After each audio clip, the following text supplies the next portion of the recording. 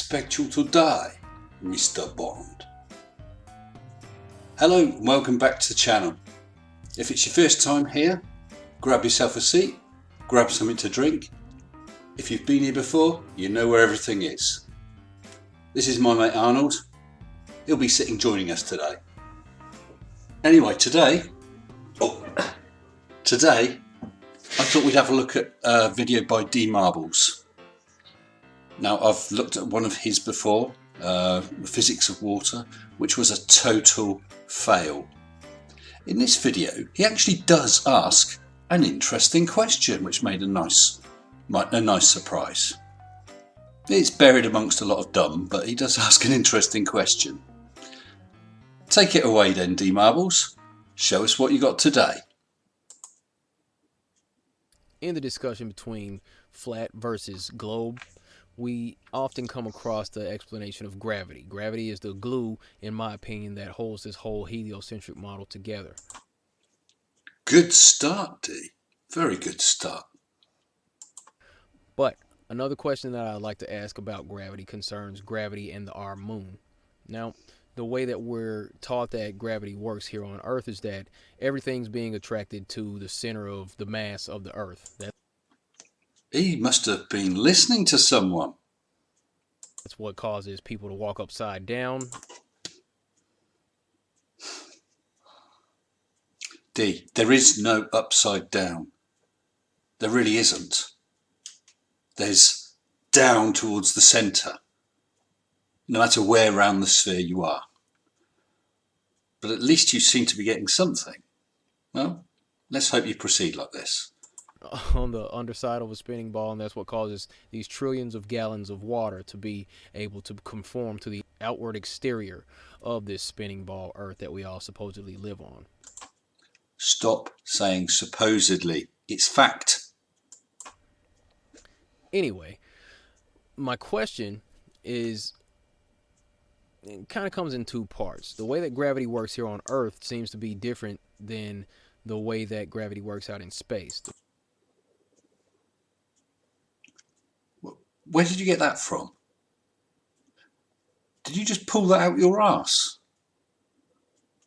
The way that it works on Earth is the whole, like I said, mass attracts mass. Everything's affected by the Earth's gravitational pull. Therefore, everything is being held down to the surface. Okay, fine. With the exception of nothing. Of bugs, smoke, clouds. They are also all affected by gravity. The reason bugs and birds and aircraft fly is that they can provide enough force within the atmosphere to enough lift to lift them. They can't fly off and reach the outer atmosphere and fly off into space, but they've got enough force to lift them off the ground. Balloons, hot air balloons, things like that. But I digress. Now, out in space, the way that gravity works, it just causes objects to orbit around other things. See? Because they're pulled towards them. They're pulled towards them and they're falling towards them, but they've got the velocity that they miss them, but they're constantly falling round and round. That is an orbit. The gravity makes them fall. The gravity pulls them. In the heliocentric model of our solar system, all the planets are orbiting around the sun. Okay? Now, the Earth is said to be orbiting around the sun. Also, although we see video of what is obviously the sun making a circuit around the face of the Earth. You have two objects. How can you tell just by looking which is orbiting or which is going around the other? It depends on your frame of reference. Frame of reference. Don't worry about that too much. I'm sure it won't matter. But, moving along, let's play Globy here. Yay, Globy! Go D, go on. If you're a globe believer, that's me. and you go with that model and you prescribe to the idea of gravity as it's been taught, then you also believe that the Earth is orbiting around the sun as well as Yep. all the other planets. Yep. Now, there are 5 planets that are beyond the Earth that are still orbiting around the sun due to the idea of being within the sun's gravitational pull. It's not an idea. It's fact. Those planets are Mars, Jupiter, Saturn, Uranus, and Neptune. Now, according to the globe model, Jupiter is the largest planet in the solar system. It has a 272,967 miles circumference, and it's also large enough to hold 1,321 Earths inside it. Neptune is the planet that's farthest away from the sun in our solar system. It's said to be 2.793 billion miles away from. Stop it. Stop it. You keep doing that. It's said to be. It's measured. The sun. Now, I would have to ask the question, if the largest planet in our solar system, Jupiter, is subjected to the gravitational pull of the sun, if the planet that is farthest away from the sun, Neptune, is subjected to the gravitational pull of the sun and caused to orbit around it, why is it that our moon, which is hilariously smaller than Jupiter and way closer to the sun than Neptune, why is our moon not orbiting around the sun? Now that is an interesting question, D. It's not one of these stupid, water, why does water stick to the outside of a ball? I know you believe that can't happen, but that's a decent question. Here is a graphic representing the Earth-Moon system. As you can see, there's a point, a cross, in the very centre. They are both going around it. That's called the barycenter. It's the centre of mass of the entire system. So to you or I sat on the Earth, it just looks like the moon is orbiting us. We're actually both orbiting that barycenter, the centre of mass of the entire Earth-Moon system. Think of it this way. Imagine you've got a sledgehammer, and if you put the centre of the length of the handle on a pivot, it would tilt straight off, obviously. Find that centre of balance. It would be right near the hammer head. Then it would spin around. It spins around that point. Not halfway along, because there's more mass at the head end than there is at the handle. That's exactly what we've got here. Imagine the Earth as the head of that hammer and the moon as the end of the handle. So the point that they would both balance and rotate around is that cross, the barycenter. If the moon was a lot bigger, let's say it was nearly as large as the moon, nearly as large as the Earth, then that point would be somewhere approximately midway between us. The smaller the moon is, the closer the barycenter is to the centre of the Earth. Anyway, the Earth orbits the sun. The moon orbits the Earth. But more accurately, the moon and Earth, being one system, orbit the barycenter. There is that slight wobble. You can see it there. And there's the wobble as we go round in our orbit of the sun as well. So imagine it as that sledgehammer. The whole thing goes around the sun as one. Why don't you carry on, D?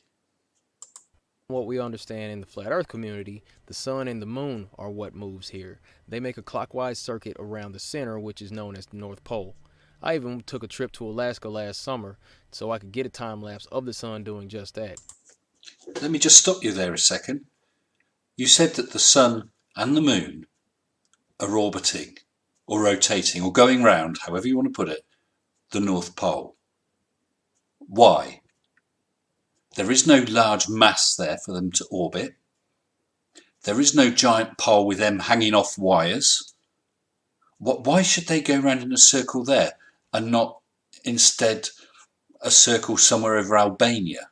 And what's more, during the quote northern winter, when the sun is lower, further away, that sun is tracing out a circle over your southern area towards Antarctica, tracing out a circle that is larger than the circle it would trace out in the northern summer when it's higher, closer to the north. So therefore the sun has to change speed. It covers more ground.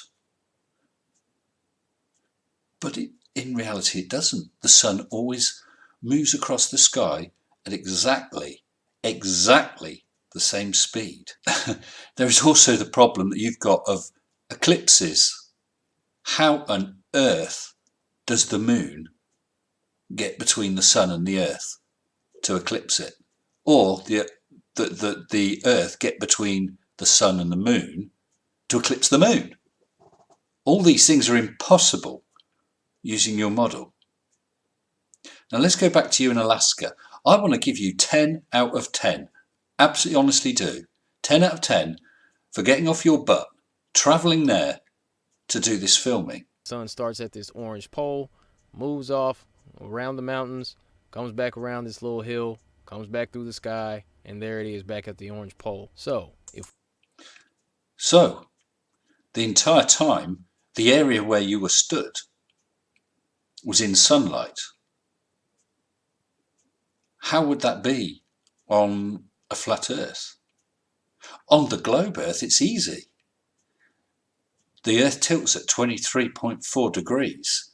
You must have been less than 23.4 degrees from the pole,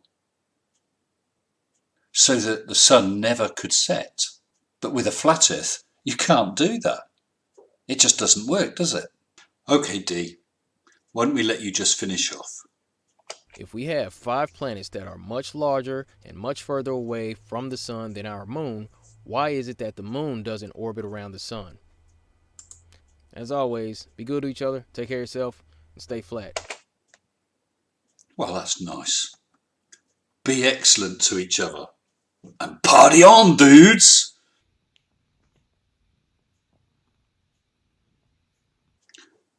Well, thanks for that, D. Like I said, there was a lot of dumb in there, but that was an interesting question. You've obviously thought about this. Now, I brought these ready to throw at the monitor.